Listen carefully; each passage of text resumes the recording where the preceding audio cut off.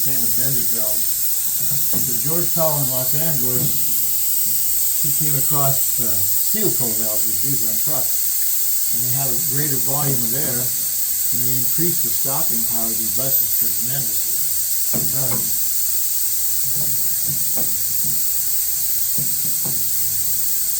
When RTD ordered new buses,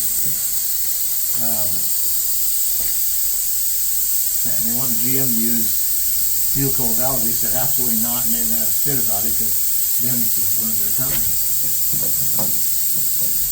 So what I'm doing here is what they did in Los Angeles. Change them over. Oh, really?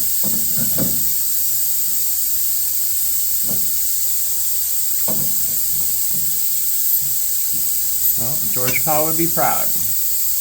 Well, he was quite a guy. You know, some people wondered if he was a bus fan. A lot of people accused him of hating streetcars. And I talked to him about that. And he said, no, not at all. And the streetcars are maintained just as well as the buses were. He said that MTA didn't want to spend the money to repair the tracks. And that's why the cars really took them. And they were replaced by fishbowls? Well, George Powell disliked GM. And the reason he disliked GM, because they were sneaky. And they would come to visit, and I come in the pit here in Los Angeles, and they'd take their little spy cameras and take pictures of George's changes. And then they suddenly started appearing on brand new buses. On all the newer models, especially in engines and transmissions and even body stuff. George Powell was a mechanic, right?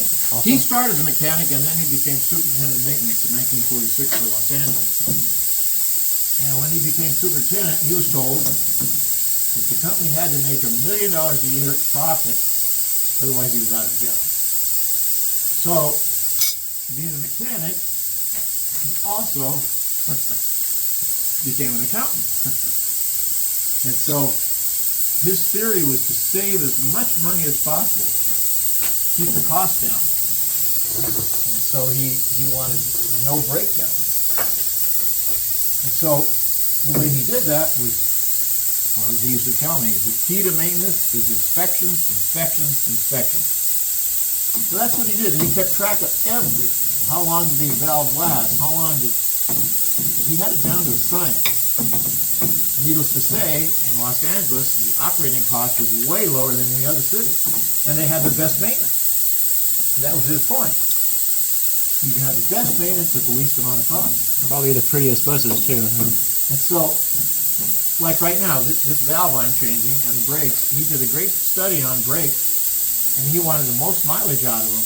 And by using this valve, and he also used the Carlisle brake lining, which was different from GM, and all Los Angeles buses had excellent brakes. All. But he said it wasn't so much these excellent brakes, it was also they saved a huge amount of money because they increased their brake mileage. And by doing that, they saved a lot of money. And he was guaranteed he'd keep his job. And that's pretty much the way it was. He analyzed everything, including fuel. Every time a truck delivered fuel to MTA, a sample went to his office. And he analyzed it and made sure it was the absolute right mixture that they wanted. Oh my God. That's the reason why MTA buses never sold.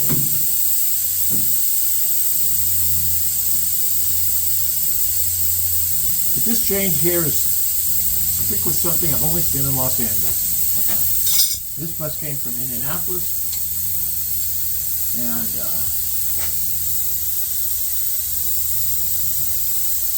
this bus came from Indianapolis, and it, of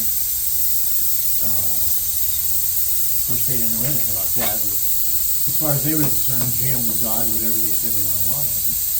Nobody ever challenged GM. Well, George sure challenged them. I gotta get some more tools.